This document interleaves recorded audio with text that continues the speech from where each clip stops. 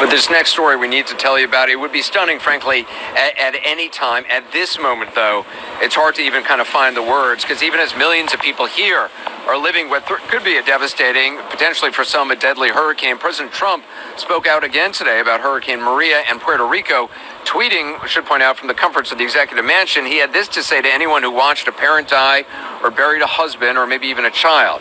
And I'm quoting here, 3,000 people, the president tweeted, did not die in the two hurricanes that hit Puerto Rico. When I left the island after the storm had hit, they had anywhere from 6 to 18 deaths. As time went by, it did not go up by much. Then a long time later, they started to report really large numbers, like 3,000. The president went on to say, this was done by the Democrats in order to make me look as bad as possible when I was successfully raising billions of dollars to help rebuild Puerto Rico. If a person died for any reason, like old age, just add them onto the list. Bad politics. I love Puerto Rico. Well, his words were not an accident. They are, in fact, a lie. And the starkest version yet of a cruel series of self-congratulatory statements and tweets in which a tragedy for millions becomes, by the president's way of thinking, a triumph of one. A triumph of one, because you might remember the other day he called his administration's response to Maria, quote, an unsung success. Don't tell that to Miriam Rodriguez, because her husband, Natalio, was on a ventilator. When they lost power, he lost air, he died. Miriam was not the only one who watched a loved one die unnecessarily. Yet to the president, it's as though her husband, Natalio Rodriguez, never even existed at all. Same for the thousands of other families, American families who lost loved ones.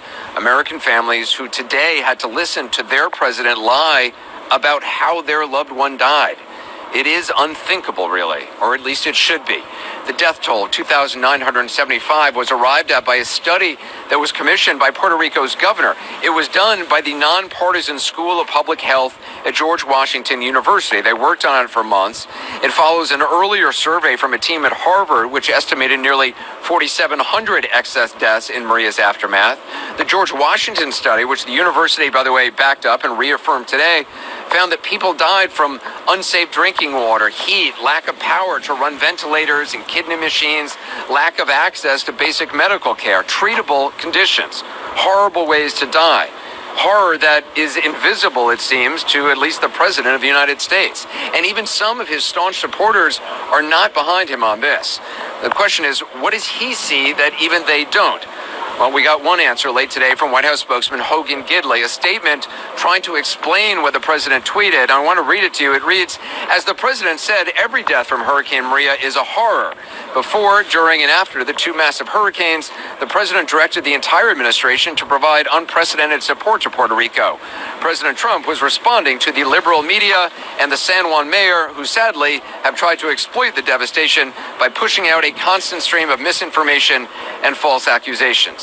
Now, keeping them honest, that statement is trying to make the incomprehensible somehow understandable, as if it were somehow normal for presidents to say this sort of thing. It is not. The statement ignores the very words that it purports to defend. The president did not tweet that every death is a horror. He made a mockery of what people saw with their own eyes, what local funeral directors, medical examiners, reporters on the scene, researchers, and first responders all saw firsthand. Americans died from Hurricane Maria and the inadequate response to it. We may not know all their names, but I can tell you their families do. What we know for certain is that the President of the United States has disrespected the dead of Puerto Rico today, and he disrespected the living who will live the rest of their lives with the pain of loss and the pain of knowing that their president, in his heart, does not see their loss for what it truly, truly is.